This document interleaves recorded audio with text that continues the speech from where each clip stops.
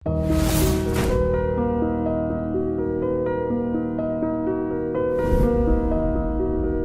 ఇది కాకుండా ఇంకో వేరే రకం ఏమున్నాయండి? ఇవి కాకుండా OLX QR కోడ్ ఫ్రాడ్స్ ఎక్కువ. తర్వాత కస్టమర్ కేర్ ఒకటి. కస్టమర్ కేర్ అంటే ఇప్పుడు మన దగ్గర ఒక అతను జొమాటోలో ఒక బిర్యానీ 500 రూపీస్ బిర్యానీస్ 2 బుక్ చేసినాడు. ఆయనకి అది డెలివరీ కాల. డెలివరీ కాకపోతే ఆయన జొమాటో కస్టమర్ కేర్ అని గూగుల్ సెర్చ్ చేసినాడు. గూగుల్ సెర్చ్ చేస్తే కొన్ని నంబర్లు వచ్చినాయి. వాటికి కాల్ చేస్తే వాళ్ళు ఏం చెప్పారంటే, మేము రిఫండ్ చేస్తున్నాం, రిఫండ్ చేయాలంటే మీ డెబిట్ కార్డు నంబర్ కావాలా, మీ అకౌంట్కి వేసేస్తామని చెప్పి డెబిట్ కార్డు నంబర్ చెప్పించుకున్నారు. చెప్పించుకున్నాక ఇది మీదా కాదా వెరిఫై చేయాలి, వెరిఫికేషన్ కోడ్ పంపిస్తున్నాం అన్నారు. అంటే ఈయనకి OTP వచ్చింది. వెరిఫికేషన్ కోడ్ చెప్పమంటే ఈయన చెప్పేశాడు. అది చెప్పేస్తే 50,000 పోయినాయి. 500 బిర్యానీ కోసం కస్టమర్ కేర్కి పోతే ఈయనకి 50,000 లాస్ అయిపోయింది. కాబట్టి మనకి గూగుల్ సెర్చ్లో ఎప్పుడైనా సరే కస్టమర్ కేర్కి సెర్చ్ చేసినాము అంటే మోసపోయే అవకాశం ఉంటుంది. కాబట్టి ఎవరైనా సరే కస్టమర్ కేర్ నంబర్ కావాలి, వాళ్ళకి కాంటాక్ట్ అవ్వాలి అంటే దేనిదైతే కస్టమర్ కేర్ కావాలో దాని రెప్యూటెడ్ వెబ్సైట్కి పోవాలా. ఆ వెబ్సైట్లో ప్రతి వెబ్సైట్కి కూడా లాస్ట్లో కాంటాక్ట్ అస్ అని ఒక ఆప్షన్ ఉంటుంది. ఆ కాంటాక్ట్ అస్లో కొంతమంది ఫోన్ నెంబర్ ఇస్తారు, కొంతమంది మెయిల్ ఐడీస్ ఇస్తారు, కొంతమంది అడ్రస్లు కూడా ఇస్తారు. వాటిని ఉపయోగించుకోవాలి. కానీ గూగుల్లో వచ్చే నంబర్లకి డైల్ చేసినాము అంటే కనుక ఇలా కార్డ్ నెంబర్ చెప్పించుకొని OTPలు పంపించి చీట్ చేస్తారు. కొంతమంది వీటిల్లో కూడా ఏంటంటే, మేము పంపించాలంటే మీరు ఒక యాప్ డౌన్లోడ్ చేయాలని చెప్పి టీమ్ వ్యూవర్ యాప్స్ ఇంతకుముందు మనకి ఎప్పుడైతే పేటిఎం KYC ఫ్రాడ్స్లో ఈ టీమ్ వ్యూవర్ యాప్స్ డౌన్లోడ్ చేయిస్తున్నారో అట్లాగే ఇక్కడ కూడా టీమ్ వ్యూవర్ యాప్స్ డౌన్లోడ్ చేస్తారు. కస్టమర్ కేర్ ఫ్రాడ్స్ కూడా అందరూ అంటే ఈ పేటిఎం KYC అని ఎవరైతే చీటింగ్ చేస్తున్నారో వాళ్ళే ఇది కూడా చేస్తారనమాట. అందుకని వాళ్ళకి ఈ యాప్స్ మీద బాగా అవగాహన ఉంటుంది, ఈ టీమ్ వ్యూవర్ యాప్స్ మీద. కాబట్టి వాళ్ళు ఇటువంటి కేసుల్లో కూడా టీమ్ వ్యూవర్ యాప్స్ డౌన్లోడ్ చేసి, టీమ్ వ్యూవర్ యాప్స్ డౌన్లోడ్ చేయడం వల్ల ఏంటంటే చాలా ఎక్కువ మనీ పోయే అవకాశం ఉంది. ఎందుకంటే కస్టమర్ గమనించకుండా వాటంతటికి అవి జరిగిపోతూనే ఉంటాయి. ఒక్కసారి ఈయన debit card number, credit card number, CVV number తెలిసినవి అంటే కనుక ఉన్న డబ్బులు మొత్తం లాగేస్తారు. క్రెడిట్ కార్డ్ అయితే దాని లిమిట్ ఎంత ఉందో అంతవరకు తీసేస్తారు. డెబిట్ కార్డ్ అయితే అకౌంట్లో ఉన్న డబ్బులు మొత్తం ఖాళీ చేసేస్తారు. కాబట్టి ఇది ఇదో తరహా. ఇంకొక తరహా ఏముందండి? తర్వాత రివార్డ్ పాయింట్స్ అంటారు. మీ ఫోన్పే మీద రివార్డ్ పాయింట్స్ వచ్చినాయి, గూగుల్ పే మీద రివార్డ్ పాయింట్స్ వచ్చినాయి అని చెప్పేసి ఆ రివార్డ్ పాయింట్స్ క్లెయిమ్ చేసుకోవటం కోసం మళ్ళీ నంబర్లు చెప్పించుకుంటారు.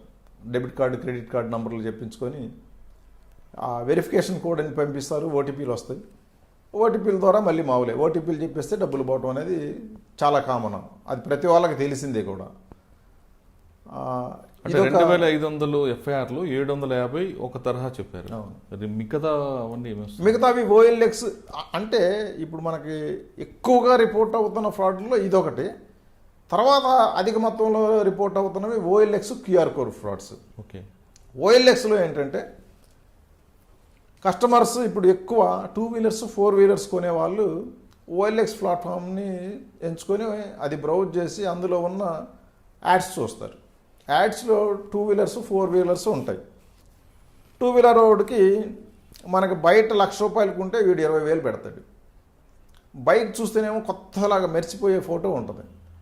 ఇంత కొత్త బైక్ ఇంత చీప్గా ఇస్తున్నాడని చెప్పి మన వాళ్ళు ఏంటంటే ఎక్కడ చీపు అక్కడికి పోయి ఎతికేది అలవాటు. ఇంత చీప్ అనగానే దాన్ని వాళ్ళకి కాల్ కొడతాడు.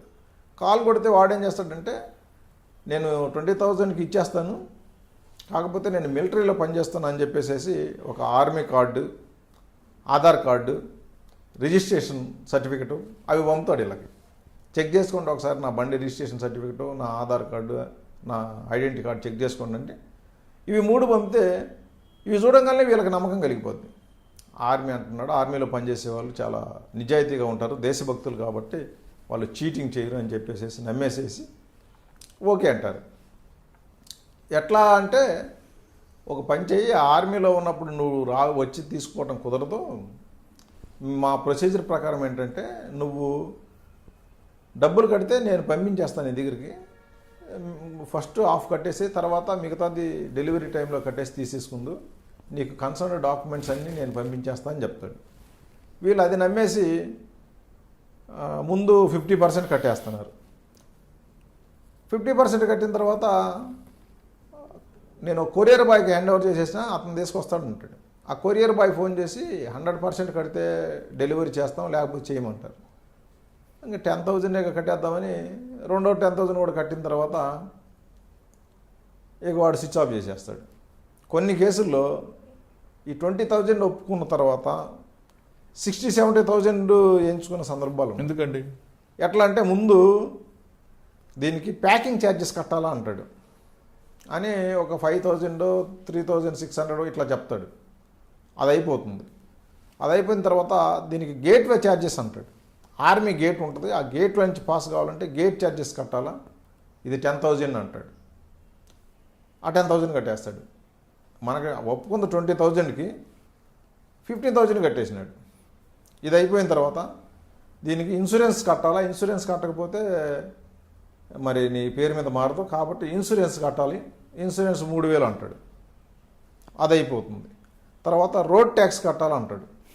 రోడ్ ట్యాక్స్ కట్టాలని చెప్పి అది ఒక 10,000 5,000 చెప్తాడు. అంటే ₹1,00,000కి రోడ్ ట్యాక్స్ కట్టాలా, దీనికి కాదు మేము ఇచ్చే ప్రైస్కి కాదని చెప్పేసి ₹1,00,000కి రోడ్ ట్యాక్స్ కట్టించుకుంటాను అనమాట. అది 12% 14% అని చెప్పేసి అదొక 10,000. ఇలా కట్టించుకున్న తర్వాత ఇవన్నీ అయిపోయిన తర్వాత 50% ఆఫ్ ది కాస్ట్ అంటే 10,000 మళ్ళీ వేయండి అంటాడు. అది 50% కాస్ట్ కడితేనే మా ఓనర్ ఒప్పుకున్నాడు, లేకపోతే కష్టం అంటారు. అది వేసిన తర్వాత లేదు ఫుల్ అమౌంట్ వేసేయాల్సిందే అంటాడు. అలా రకరకాల వంకలు చెప్పేసేసి 20,000 మాట్లాడుకున్న దానికి 60,000 వసూలు చేస్తున్నారు. ఈ కస్టమర్ ఏంటంటే బండి కొత్త బండి ఉంది, ₹1,00,000 చేసే బండి, మనం 60,000 కట్టినా ఏం లాస్ లేదులే, ఏదో 20,000కి ఇస్తానన్నాడు కానీ 60,000 తీసుకున్నా కూడా మనకు లాస్ లేదులే అన్న మూడ్లో ఉండి 60,000 అయినా కట్టేస్తున్నారు. ఇంకా కొంత ఏంటంటే ఇప్పుడు ఒక 20,000 కట్టారు, అవి పోతాయి కదా కట్టకపోతే అన్న దీంట్లో కడుతున్నారు. కట్టిన డబ్బులు ఇరుక్కుపోతున్నాయి అని చెప్పేసి ఇంకా ఎక్కువ కడుతున్నారు.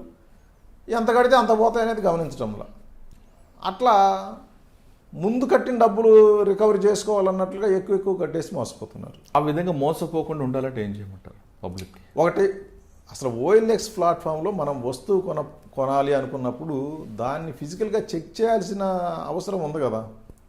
అసలు అది బండి నడుస్తుందా లేదా, ఊరికే మనకి ఇప్పుడు వెపన్స్ ఉన్నాయి, ఆన్లైన్లో కనపడే వెపన్స్ అన్నిటినీ మనం నిజం వెపన్స్గా భావిస్తాం చెప్పండి. టాయ్ గన్స్ కూడా అన్నీ కూడా మంచి మిషన్ గన్ లాగానే కనపడతాయి. ఫోటోలు చూడటానికి చాలా కలర్ఫుల్గా బ్యూటిఫుల్గా ఉంటాయి. అది నిజమా పనిచేస్తా లేదా తెలుసుకోవాలి కదా. ఇప్పుడు బైక్ బొమ్మ బాగానే ఉంది, అది నడవకపోతే ఉపయోగం ఏముంది? ఈయన 10,000కి ఇచ్చినా 5,000కి ఇచ్చినా కూడా వేస్టే కదా. కాబట్టి ముందు దాని కండిషన్ చెక్ చేయాలా, అసలు ఫిజికల్గా చూడాలా, ఓనర్ని చూడాలా. మనకి ఆర్మీ కార్డు పంపంగానే నమ్మేసేసి ఆర్మీలో పనిచేస్తున్నాడు మోసం చేయడు అనుకొని వాడు చెప్పినట్లు డబ్బులు వేసేస్తే అది అక్కడ మనకి అదే తెలుస్తుంది. ఎందుకంటే ఎవరైనా నిజాయితీగా అమ్మేవాడు ఒకసారి వచ్చి బండి చెక్ చేసుకోండి అంటాడు. వీళ్ళు నేను ఎక్కడున్నావు చెప్పు నేను వస్తానంటే, నేను CISF క్యాంపులో ఉన్నాను, లేదు లంగర్ హౌస్ ఆర్మీ క్యాంపులో ఉన్నాను ఇట్లా చెప్తారు కానీ వస్తానంటే ఒప్పుకోరు. ఎందుకంటే సివిలియన్స్ని అలో చేయరు లోపలికి అంటాడు. కాబట్టి మనం ఫిజికల్ వెరిఫికేషన్ అనేది ఇంపార్టెంట్. డాక్యుమెంట్స్ కూడా మనం ఇప్పుడు ఈయన పంపించే ఆర్మీ కార్డు అది ఫోటోషాప్లో తయారు చేసింది. వీళ్ళు ఏం చేస్తారంటే జెన్యున్గా ఒక అతను బైక్ పెట్టాడు, ఆ బైక్ ఫోటో కాపీ చేస్తారు. కాపీ చేసిన తర్వాత అతనికి ఫోన్ చేస్తారు. ఫోన్ చేసి మీ బైక్ నచ్చింది నాకు ఎంత అంటారు. ఆయన ఒక 70,000 80,000 చెప్పాడు అనుకోండి, ఓకే నేను తీసుకుంటాను నాకు నచ్చింది, దీన్ని రిజిస్ట్రేషన్ సర్టిఫికేట్ పంపించండి అంటాడు. మనం ఎవరైనా అమ్మేవాళ్ళు కస్టమర్ దొరికినప్పుడు రిజిస్ట్రేషన్ సర్టిఫికేట్ చూపించాలి. కాబట్టి ఆయన వాట్సాప్ ఉంది కదా అని చెప్పి ఒక వాట్సాప్లో ఒక రిజిస్ట్రేషన్ సర్టిఫికేట్ కొట్టిపడేస్తాడు.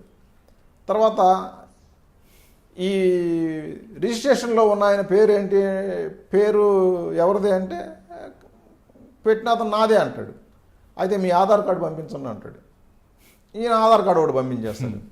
ఇప్పుడు బండికి సంబంధించిన ఆర్సీ వెళ్ళింది, ఆర్సీ వచ్చింది, ఆధార్ కార్డు వచ్చింది, ఫోటో OLXలో కాపీ చేసేసుకున్నాడు.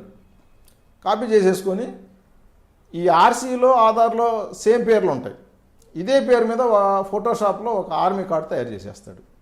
ఇప్పుడు 3 అయిపోయింది, ఆర్మీ కార్డు అయిపోయింది, రిజిస్ట్రేషన్ అయిపోయింది, ఆధార్ కార్డు అయిపోయింది, ఫోటో కాపీ వచ్చేసింది, బైక్ కాపీ OLX నుంచి కాపీ చేసుకున్నాడు. ఆయన ఇంకో అడ్వర్టైజ్మెంట్ పెట్టేస్తాడు. ఈయన 80,000 పెడితే ఆయన 20,000 పెట్టేస్తాడు. ఇప్పుడు వ్యూవర్స్ ఏంటంటే చూసేవాళ్ళు అందరూ చూస్తారు. 2 బైక్స్ ఉంటాయి, 2 బైక్స్ ఉన్నా కూడా ఒకటేమో 80,000, ఒకటేమో 20,000, సేమ్ నెంబర్ ఉంది, సేమ్ బైక్ ఉంది. మన వాళ్ళు 80,000 ఎందుకు మనం కాల్ చేయాలని చెప్పి 20,000 కాల్ చేస్తారు. 20,000 కాల్ చేసి ఇట్లా మోసపోతారు. సార్ ఇప్పుడు మీరు చెప్తున్నట్లుగా 80,000 రూపాయలు బైక్ పెట్టాడు అనుకోండి, ఆధార్ కార్డులో నా ఫోటో ఉంటుంది, నా అడ్రస్ ఉంటుంది, కానీ వాడేలా ఫ్రాడ్ ఎలా చేస్తాడు దాన్ని? మీ ఫోటో ఉంటుంది, మనకి ఆధార్లో కనిపించే ఫోటోలు ఎవరైనా ఐడెంటిఫై చేయగలరా చెప్పండి? సరే, ఆర్సీ మీద ఫోటో ఉంటుంది, ఆర్సీలో నా అడ్రస్ ఉంటుంది. ఆర్సీలో అడ్రస్, ఆధార్ అడ్రస్ ఒకటే ఉంటాయి కదా. అవును, మరి ఫ్రాడర్ దాన్ని ఎలాగా మ్యానిపులేట్ చేస్తాడు?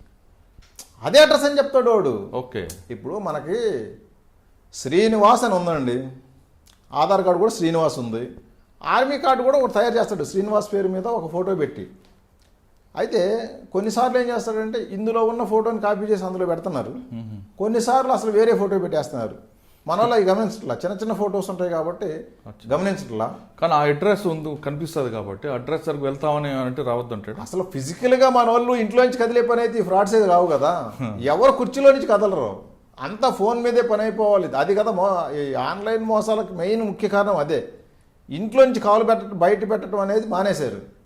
ఇంటికి అతుక్కుపోయి ఎప్పుడు ఈ ఫోన్లు పట్టుకొని, ల్యాప్టాప్స్ పట్టుకొని ఎంతగా వీటిలో ఆర్డర్ చేయడం ఒక ఫ్యాషన్ అయిపోయింది. దానివల్లే మోసాలు. ఓకే, బయటకు పోయి మనం ఫిజికల్గా అడ్రస్ వెరిఫై చేసుకుందాము అనుకుంటే అసలు ఇక మోసం అనేది ఎక్కడ ఉంటుంది? Okay. This is Renu Desai. Please subscribe to iDream. Subscribe iDream. Please subscribe iDream. Please subscribe to iDream. For more videos, subscribe iDream. Hi, this is Revati Chaudhary. For more videos, please subscribe iDream. For more videos, please subscribe iDream. మీరందరూ కూడా iDream ఛానల్ని subscribe చేయాలని కోరుకుంటున్నాను.